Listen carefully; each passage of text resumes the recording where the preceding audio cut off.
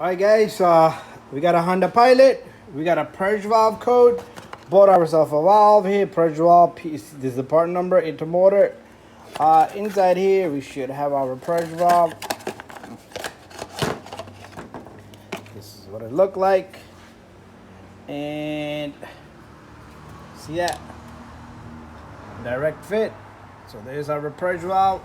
So to replace this guy, what you're gonna have to do is first of all, you're gonna have that cover on the top of the engine, that big cover. So it has 4 bolts, 10 millimeters.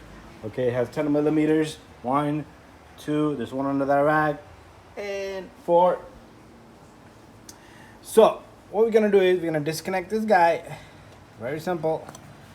And then you're gonna need a needle nose or a plier. You take this little guy, you push it to the side, and it comes with a new bracket, so everything is ready to go. So there's our purge valve that is sit right there. It's the same thing for the other vehicles. It might be located in this area somewhere, but anyways, you want to give it this little a break, meaning the plastic is jammed. So just turn it like that, and after that both pipes come off. Now you got a 10 millimeter here and a 10 millimeter here.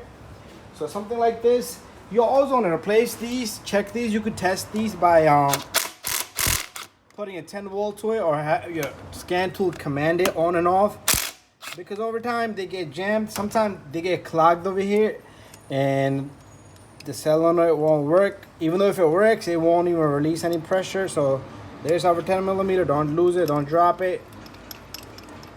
And here's the second one right here. So it's about like a $70 part. This guy comes right off just like that. And you want to take your new solenoid, you want to place it on the spot just like that. It's a simple and easy job. You should be able to do this in 20 minutes or less. Anyways, this baby goes on, and after that, just tighten this guy. Just go easy on it. Don't snap that bolt. That's tight. And what you want to do here is you want to take your pipe, stick it in, and you stick in the other pipe. Take your clamp here with the plier, stick it in. Same thing here. Push this a little bit more in. Take your connector, make sure your connector clicks, and it grabs on. Bada bing, bada boom. Thank you for watching my video. If you guys have any questions, don't hesitate to send me a message. So stay tuned for other videos.